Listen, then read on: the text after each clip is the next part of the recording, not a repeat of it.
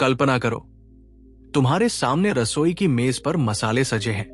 हल्दी की महक, गरम तवे की आहट और प्याज के सुनहरे होते रंग। ये सब सिर्फ इत्तेफाक नहीं, बल्कि एक गहरी साइंस का खेल है।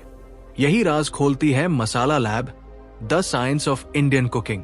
ये किताब तुम्हें बताती है कि हमारी दादी नानी की रसोई के नुस्खों के पीछे असल में फिजिक्स, केमिस्ट्री और थोड़ी सी बायोलॉजी छुपी होती है। क्यों तड़के में जीरे की खुशबू तुरंत कमरे में फैल जाती है, क्यों चाय में दूध बाद में डालने से स्वाद बदल जाता है, और क्यों बिरयानी के चावल को आधा पकाकर ही दम पर रखा जाता है। इन सब का जवाब यहां मिलेगा।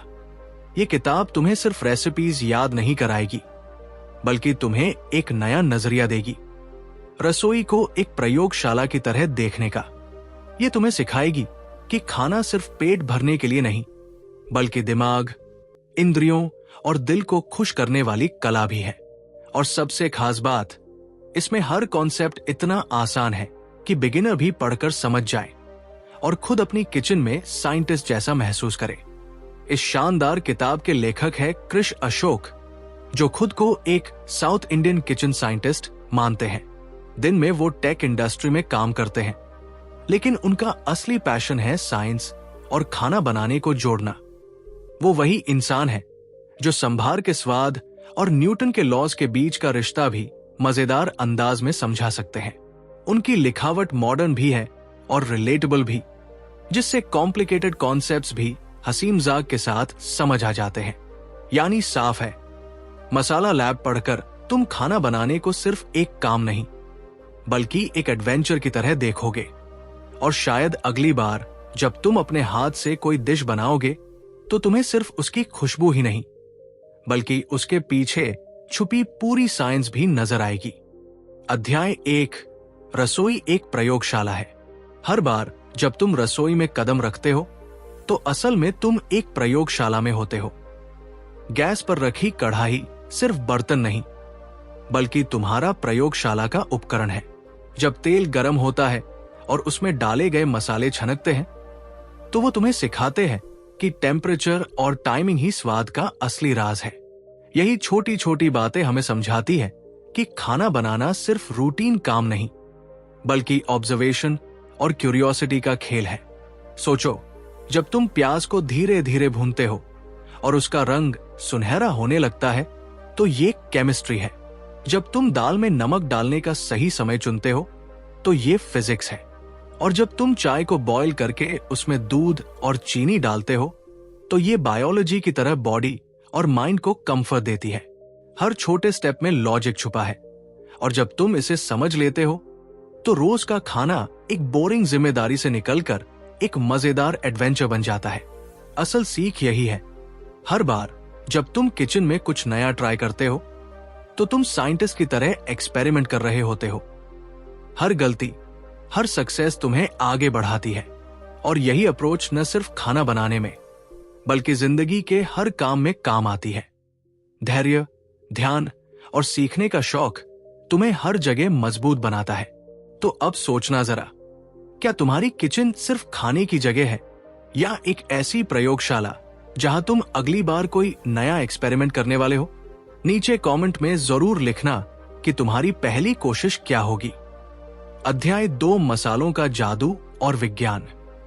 जब हम कहते हैं कि भारतीय खाना मसालों के बिना अधूरा है, तो इसका मतलब सिर्फ स्वाद से नहीं है। मसाले वो ताकत है जो एक साधारण सब्जी को असाधारण बना देते हैं। लेकिन असली राज ये है कि हर मसाले की अपनी केमिस्ट्री होती है। हल्दी में करक्यूमिन है जो एंटी इन्फ्लेमेटरी है। दालचीनी में कॉम्पाउंड है जो ब्लड शुगर बैलेंस करते हैं। और इलायची की खुशबू हमारे दिमाग को तुरंत ताजगी देती है। यानी मसाले सिर्फ जायका नहीं, बल्कि शरीर और दिमाग की दवा भी है। सोचो, जब दादी कहती है कि हल्दी वाला दूध पी लो, तो ये कोई अंधविश्वास नहीं, बल्कि विज्ञान है। उसी तरह जब गरम मसाला अंत में डाला जाता है, तो इसकी वजह यह है कि वॉलेटाइल ऑयल्स हाई हीट पर उड़ जाते हैं और उनका फ्लेवर कम हो जाता है। ये छोटी सी जानकारी ही तुम्हें ऑर्डिनरी कुक से स्मार्ट कुक बना सकती है। असल सीख यही है कि मसालों को अंधाधुंध डालना जरूरी नहीं, बल्कि समझकर इस्तेमाल करना जरूरी है। जब तुम्हें हर मसाले की पहचान और उसकी ताकत पता होगी, तब तुम्हारा बनाया खाना न सिर्फ स्वादिष्ट होगा बल्कि सेहतमंद भी बनेगा। तो अब सोचकर बताओ, तुम्हारे घर का कौन सा मसाला ऐसा है जिसे तुम सबसे ज्यादा इस्तेमाल करते हो और क्यों? कमेंट में जरूर लिखना। अध्याय 3, गर्मी और पकाने का विज्ञान। किचन की सबसे बड़ी सच्चाई यही है कि हीट सब कुछ बदल देती है। वही आलू जो कच्चा खाने पर सख्त और बेस्वाद लगता है, जब उबलता है तो नरम और मीठा हो जाता है। यही चावल जब पानी में बॉयल होते हैं तो उनके स्टार्च ग्रैन्यूल्स फूल जाते हैं और हमें फ्लफी ग्रेन्स मिलते हैं। असल में हीट मॉलिक्यूल्स को हिलाकर उनकी शेप और टेस्ट बदल देती है। सोचो, जब तुम तवे पर रोटी सेकते हो और वो फूल जाती है तो ये मैजिक नहीं बल्कि साइंस है। अंदर की नमी स्टीम बनकर प्रेशर डालती है और डो को ऊपर उठा देती है। उसी तरह प्याज को धीमी आंच पर कैरमलाइज करने से उसमें मौजूद शुगर ब्रेक होकर मीठा स्वाद देती है। अगर आंच ज्यादा तेज हो तो वही प्याज जल जाते हैं। यानी टेम्परेचर ही तय करता है कि खाना परफेक्ट होगा या बिगड़ जाएगा। असल सीख यही है कि खाना बनाते समय सिर्फ इंग्रेडिएंट्स ही नहीं बल्कि हीट का कंट्रोल भी बहुत जरूरी है। लो फ्लेम, मीडियम फ्लेम और हाई फ्लेम, इन तीनों का सही इस्तेमाल ही अच्छे कुक और ग्रेट कुक में फर्क करता है। तो अब तुम बताओ, तुम्हारी किचन में ऐसा कौन सा डिश है जो हीट कंट्रोल सही करने से और ज्यादा परफेक्ट बनता है? कमेंट में शेयर करना। अध्याय 4, नमक और स्वाद का रहस्य। अगर मसाले खाने में जान डालते हैं तो नमक उसकी आत्मा है। जरा सोचो, वही आलू की सब्जी अगर नमक बिना हो तो कितनी बेस्वाद लगेगी। नमक सिर्फ साल्टी टेस्ट नहीं देता बल्कि बाकी सारे फ्लेवर्स को उभारता है। यही वजह है कि एक चुटकी नमक मिठाई में भी डाली जाती है ताकि स्वीटनेस और ज्यादा निखर कर आए। विज्ञान कहता है कि नमक हमारे टेस्ट बड्स को एक्टिव करता है और फ्लेवर्स को तीखा, गहरा और संतुलित बनाता है। यही कारण है कि सूप में अगर थोड़ा सा नमक कम हो जाए तो पूरा स्वाद डल हो जाता है और अगर ज्यादा हो जाए तो डिश बर्बाद लगने लगती है। यानी असली मास्टरी नमक की टाइमिंग और बैलेंस समझने में है। असल सीख यही है, नमक सिर्फ एक सीजनिंग नहीं बल्कि वो इनविजिबल ब्रिज है जो सारे इंग्रेडिएंट्स को जोड़कर एक कंप्लीट डिश बनाता है। जो कुक नमक का खेल समझ लेता है वही खाने में परफेक्शन हासिल करता है। अब तुम बताओ, तुम्हारे हिसाब से नमक ज्यादा इंपॉर्टेंट कब होता है? खाना बनाते समय या अंत में टेस्ट एडजस्ट करने के लिए? कमेंट में लिखकर बताना। अध्याय 5, खट्टापन और संतुलन का खेल। भारतीय खाने की सबसे खास पहचान उसका बैलेंस है। जैसे नमक स्वाद को उभारता है, वैसे ही खट्टापन खाने को जिंदा कर देता है। जरा सोचो, अगर राजमा बिना इमली या टमाटर के बने तो कैसा लगेगा? दाल चावल के साथ नींबू की कुछ बूंदें डाल दो और अचानक पूरा स्वाद बदल जाता है। इस खट्टेपन के पीछे भी विज्ञान है। टमाटर में मौजूद सिट्रिक एसिड और नींबू में मौजूद एस्कॉर्बिक एसिड खाने के स्वाद को शार्प और फ्रेश बना देते हैं। यही एसिड्स प्रोटीन को टेंडर भी करते हैं। इसलिए दही में मैरिनेट किया हुआ मांस ज्यादा सॉफ्ट बनता है। असल सीख यही है कि खट्टापन सिर्फ स्वाद बदलने के लिए नहीं बल्कि बैलेंस बनाने के लिए होता है। मीठे, नमकीन और मसालेदार खाने में थोड़ा सा सोरनेस डालते ही डिश कंप्लीट लगने लगती है। तो अब तुम सोचकर बताओ, तुम्हारे लिए परफेक्ट खट्टापन किससे आता है? नींबू, टमाटर या दही? कमेंट में अपना जवाब जरूर लिखना। अध्याय 6, मिठास का असर और छुपी ताकत। खाना सिर्फ नमक और मसाले से पूरा नहीं होता, उसमें मिठास का तड़का भी जरूरी है। यही वजह है कि दाल में अगर थोड़ी सी शक्कर डाल दी जाए तो उसका स्वाद अचानक संतुलित लगने लगता है। मिठास सिर्फ मीठा स्वाद नहीं देती बल्कि बाकी सारे स्वादों को राउंड और स्मूथ बना देती है। विज्ञान कहता है कि शक्कर या जगरी खाने की कड़वाहट और खट्टापन बैलेंस करते हैं। यही कारण है कि संभार में थोड़ा सा गुड़ डाला जाता है ताकि इमली की खटास और मिर्च का तीखापन संतुलित हो जाए। यही काम डेजर्ट में नमक करता है। एक पिंच सॉल्ट से मिठास और गहरी हो जाती है। असल सीख यही है कि मिठास सिर्फ डेजर्ट की पहचान नहीं, बल्कि मेन कोर्स को भी कंप्लीट करने का सटल तरीका है। मिठास का सही इस्तेमाल खाने को ऑर्डिनरी से एक्स्ट्राऑर्डिनरी बना देता है। तो अब तुम बताओ, तुम्हें लगता है मिठास का जादू सबसे अच्छा कहाँ काम करता है? दाल सब्जी में या सिर्फ मिठाई में? कमेंट में अपनी राय लिखना।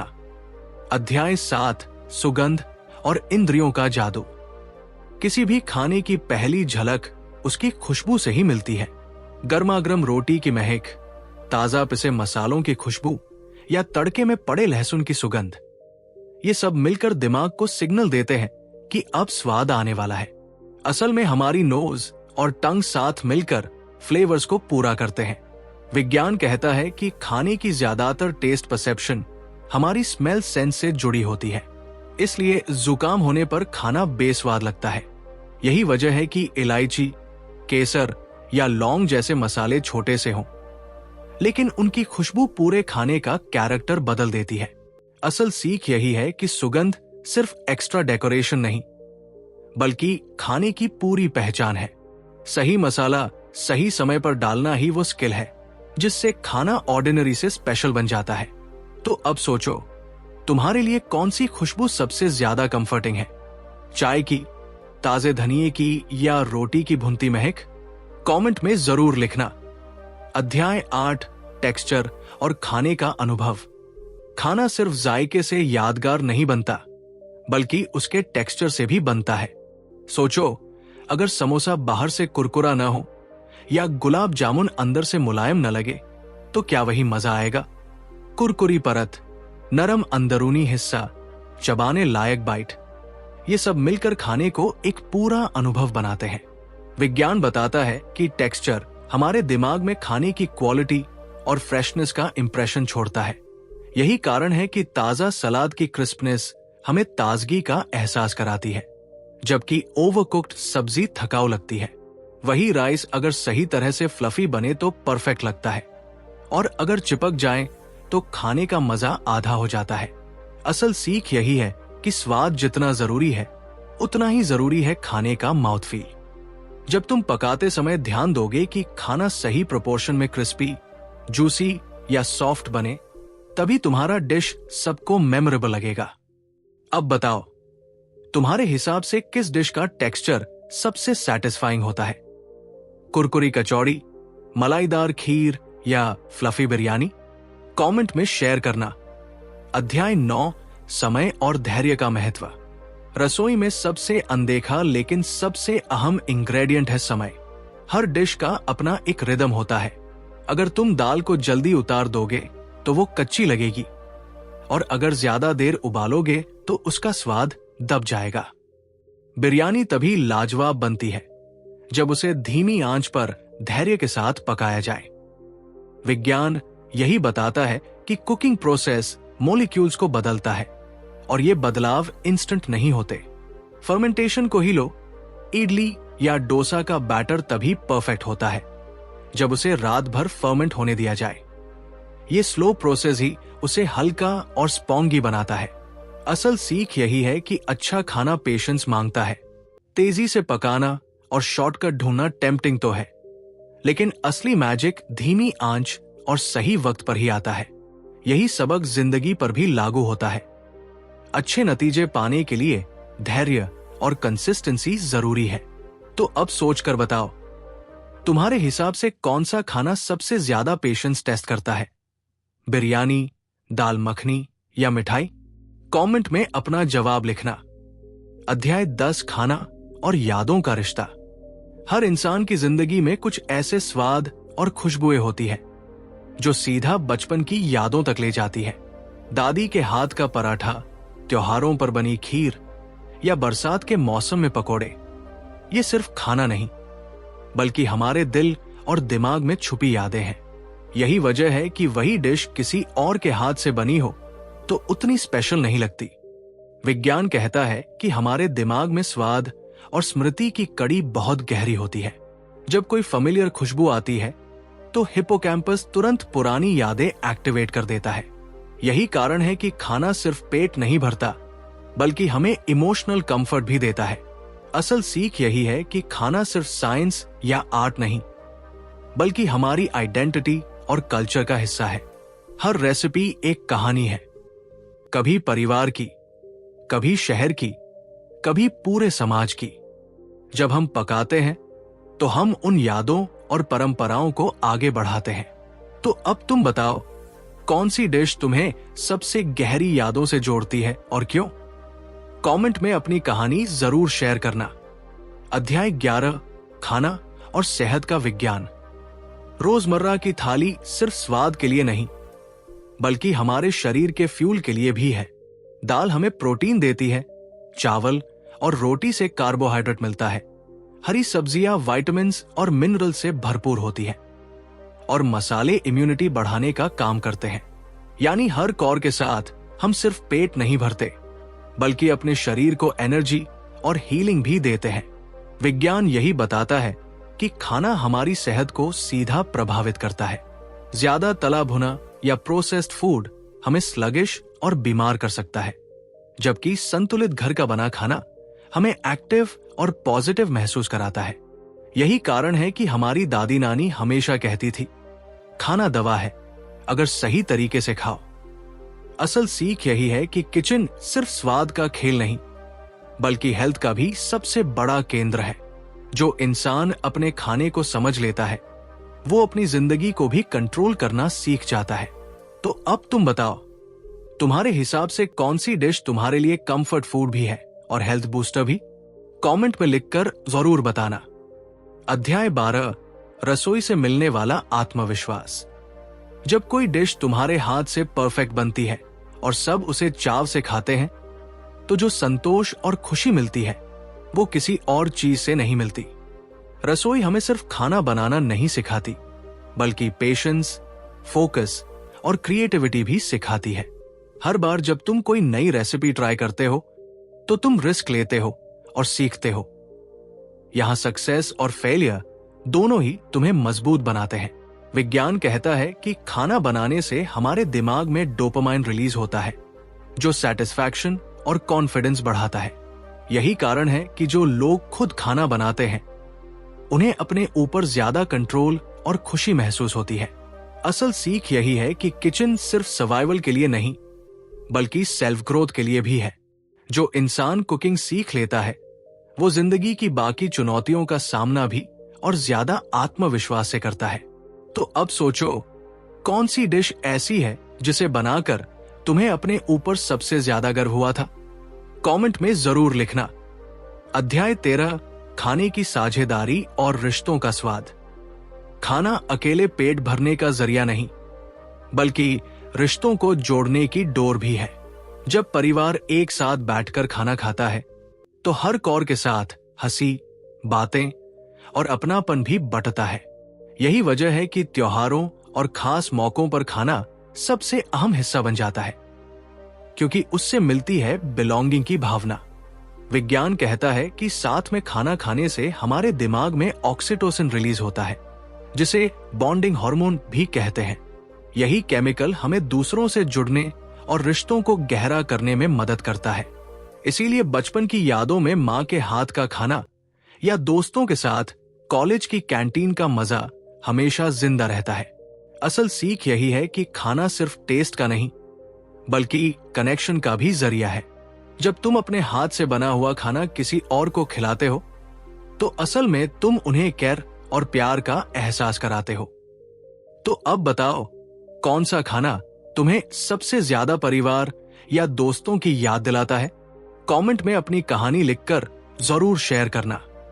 अध्याय 14, परंपरा और आधुनिकता का मेल। भारतीय रसोई की खूबसूरती यही है कि इसमें पुरानी परंपराएं और नए एक्सपेरिमेंट्स साथ साथ चलते हैं। दादी नानी के नुस्खे हमें बताते हैं कि हल्दी वाला दूध, दही चावल या सरसों का तेल क्यों जरूरी है। वही आज की मॉडर्न किचन हमें ओवन, माइक्रोवेव और एयर फ्रायर के शॉर्टकट्स देती है। लेकिन असली मजा तब आता है जब हम इन दोनों को मिलाकर खाना बनाते हैं, जहां परंपरा की गहराई और मॉडर्न साइंस की एफिशिएंसी साथ साथ होती है। विज्ञान कहता है कि कुकिंग टेक्निक्स इवॉल्व होती रहती हैं, लेकिन इंग्रेडिएंट्स और फ्लेवर्स वही रहते हैं। यही कारण है कि वही ट्रेडिशनल इडली आज भी मॉडर्न स्टीमर में उतनी ही स्वादिष्ट लगती है, या वही तंदूरी स्वाद ओवन में रिक्रिएट किया जा सकता है। असल सीख यही है कि खाना न तो सिर्फ पुराना है, नहीं सिर्फ नया, ये दोनों का मेल है। जब हम पुराने तरीकों की विजडम और नए टूल्स की स्पीड को मिलाते हैं तो खाना और भी ज्यादा मजेदार और प्रैक्टिकल बन जाता है। तो अब सोचो, तुम्हें ज्यादा मजा किसमें आता है? दादी नानी के पुराने तरीकों से खाना बनाने में, या मॉडर्न गैजेट्स का इस्तेमाल करके क्विक खाना बनाने में? कमेंट में जरूर बताना। अध्याय 15, खाना और जिंदगी का दर्शन। अगर ध्यान से देखो तो रसोई सिर्फ स्वाद सिखाती है, बल्कि जिंदगी जीने का तरीका भी बताती है। जैसे हर डिश को बैलेंस चाहिए, नमक, मसाला, खट्टापन और मिठास, वैसे ही हमारी जिंदगी को भी संतुलन चाहिए। कभी धैर्य, कभी जोश, कभी समझदारी और कभी रिस्क लेने की हिम्मत। सोचो, जब हम खाना बनाते हैं तो गलतियां होती हैं। कभी ज्यादा नमक, कभी जली हुई सब्जी, कभी अध की रोटी। लेकिन इन गलतियों से ही हम सीखते हैं और अगली बार और बेहतर बनाते हैं। यही तो जिंदगी का असली सबक है। हर असफलता हमें परफेक्शन के और करीब ले जाती है। असल सीख यही है कि खाना सिर्फ पेट भरने का जरिया नहीं, बल्कि एक डेली रिमाइंडर है कि पेशेंस, बैलेंस और क्यूरियोसिटी से ही हर काम खूबसूरत बनता है। किचन हमें यह समझाती है कि छोटी सी जगह में भी क्रिएटिविटी, डिसिप्लिन और हैप्पीनेस की पूरी दुनिया छुपी है।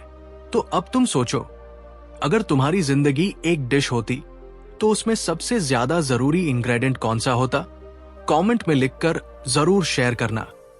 अध्याय 16, खाने का भविष्य और हमारी जिम्मेदारी। आज जब दुनिया बदल रही है तो हमारा खाना भी बदल रहा है। Organic farming, plant based diets और सस्टेनेबल कुकिंग अब सिर्फ ट्रेंड्स नहीं, बल्कि जरूरत बन चुके हैं। हमें समझना होगा कि जो खाना हम चुनते हैं उसका असर सिर्फ हमारी सेहत पर नहीं, बल्कि धरती की सेहत पर भी पड़ता है। विज्ञान बताता है कि प्रोसेस्ड फूड और एक्सेसिव वेस्टेज हमारी बॉडी और एनवायरनमेंट दोनों के लिए नुकसानदायक है। वहीं लोकल और सीजनल खाने की आदत हमें ज्यादा न्यूट्रिएंट्स देती है और नेचर के साथ हार्मनी भी बनाए रखती है। यही कारण है कि आज पूरी दुनिया फार्म टू टेबल कल्चर को सेलिब्रेट कर रही है। असल सीख यही है कि खाने का फ्यूचर हमारी प्लेट पर ही तय होता है। अगर हम माइंडफुल होकर खाना चुनें, कम वेस्ट करें, ज्यादा नेचुरल और फ्रेश चीजें खाएं, तो आने वाली पीढ़ियों को भी वही स्वाद और सेहत मिलेगी जो हमें मिली। तो अब सोच कर बताओ, तुम्हारे हिसाब से फ्यूचर का खाना कैसा होना चाहिए? टेक्नोलॉजी ड्रिवन क्विक मील्स या नेचर से जुड़ा हुआ ट्रेडिशनल खाना? कमेंट में अपनी राय जरूर लिखना। अध्याय 17, रसोई से आत्मखोज तक। आखिर में रसोई हमें सिर्फ खाना बनाना नहीं सिखाती, बल्कि खुद को समझना भी सिखाती है। जब तुम चाकू से सब्जी काटते हो, आटा गूंथते हो या तड़का लगाते हो, तो वो सब माइंडफुलनेस का हिस्सा है। एक तरह का मेडिटेशन जहां तुम पूरी तरह प्रेजेंट रहते हो। इस प्रोसेस में तुम अपने अंदर पेशेंस, क्रिएटिविटी और फोकस को खोजते हो। सोचो, एक सिंपल डिश जैसे खिचड़ी बनाते समय भी हमें सिंप्लिसिटी, बैलेंस और कंफर्ट का सबक मिलता है। यही छोटी छोटी बातें हमें रिमाइंड कराती है कि लाइफ कॉम्प्लिकेटेड नहीं होनी चाहिए, बस सही इंग्रेडिएंट्स और सही प्रोपोर्शन चाहिए। असल सीख यही है कि रसोई सिर्फ खाना बनाने की जगह नहीं, बल्कि सेल्फ डिस्कवरी की जगह भी है। यहां हम सीखते हैं कि छोटे से काम से भी बड़ी खुशी मिल सकती है और ऑर्डिनरी पल भी एक्स्ट्रा ऑर्डिनरी लग सकते हैं। तो अब सोचो, तुम्हारे लिए खाना बनाना क्या है? एक डेली रूटीन या खुद से मिलने का एक मौका? कमेंट में अपने विचार जरूर लिखना। अध्याय 18, स्वाद की यात्रा का समापन। जब तुमने इस किताब का पूरा सफर तय किया है, तो अब साफ दिखता है कि रसोई सिर्फ बर्तन और मसालों का मेल नहीं, बल्कि अनुभवों, भावनाओं और विज्ञान का संगम है। हर चैप्टर ने तुम्हें यह समझाया कि नमक, मसाले, मिठास, खट्टापन, सुगंध और समय, ये सब सिर्फ इंग्रेडिएंट्स नहीं, बल्कि जिंदगी के सबक है। खाना बनाना हमें पेशेंस, बैलेंस और क्रिएटिविटी सिखाता है, और सबसे बढ़कर ये हमें जोड़ता है अपने परिवार, दोस्तों और अपनी यादों से। कृष अशोक की यही सबसे बड़ी देन है। उन्होंने ये साबित कर दिया कि भारतीय खाना कोई रहस्यमयी जादू नहीं, बल्कि विज्ञान और कला का सुंदर संगम है। उनकी नजर से देखो तो किचन एक एक्सपेरिमेंट ग्राउंड है, जहां हर कोशिश हमें कुछ नया सिखाती है। असल बात यही है कि खाना सिर्फ पेट भरने का काम नहीं करता, बल्कि हमें ज्यादा माइंडफुल, ज्यादा केयरिंग और ज्यादा कनेक्टेड इंसान बनाता है। और यही इस किताब का सबसे बड़ा लेसन है। हर रसोई तुम्हें साइंटिस्ट भी बना सकती है और स्टोरी टेलर भी। अब सोचो, इस किताब से तुम्हें सबसे बड़ा सबक क्या मिला? कमेंट में जरूर लिखना, ताकि तुम्हारा अनुभव किसी और की जर्नी को भी इंस्पायर कर सके। अब जब यह किताब अपने अंत पर पहुंचती है, तो एक बात बिल्कुल साफ हो जाती है। खाना बनाना कभी भी सिर्फ जरूरत नहीं था, यह हमेशा से एक अनुभव रहा है। ये अनुभव हमें धैर्य सिखाता है, हमें खुशियां बांटना सिखाता है और हमें अपनी जड़ों से जोड़ता है। हर मसाले की खुशबू, हर पकवान का स्वाद और हर साझा की गई थाली हमें रिमाइंड कराती है कि जिंदगी छोटी छोटी चीजों से ही बड़ी बनती है। कृष अशोक ने अपने मजेदार और वैज्ञानिक अंदाज में यह साबित किया कि रसोई किसी भी इंसान के लिए सेल्फ डिस्कवरी की जगह हो सकती है। यहां हम सिर्फ रेसिपीज नहीं सीखते, बल्कि ये समझते हैं कि बैलेंस, टाइमिंग और पैशन से ही हर काम मीनिंगफुल बनता है। अब अगली बार जब तुम किचन में कदम रखोगे, तो याद रखना, तुम सिर्फ खाना नहीं पका रहे, तुम एक मेमोरी बना रहे हो, एक स्टोरी लिख रहे हो और शायद किसी की जिंदगी में खुशी का छोटा सा पल जोड़ रहे हो। तो बताओ, इस किताब की जर्नी पूरी करने के बाद तुम्हें सबसे ज्यादा किस बात ने छुआ? कमेंट में लिखना, क्योंकि तुम्हारी कहानी किसी और की इंस्पिरेशन बन सकती है।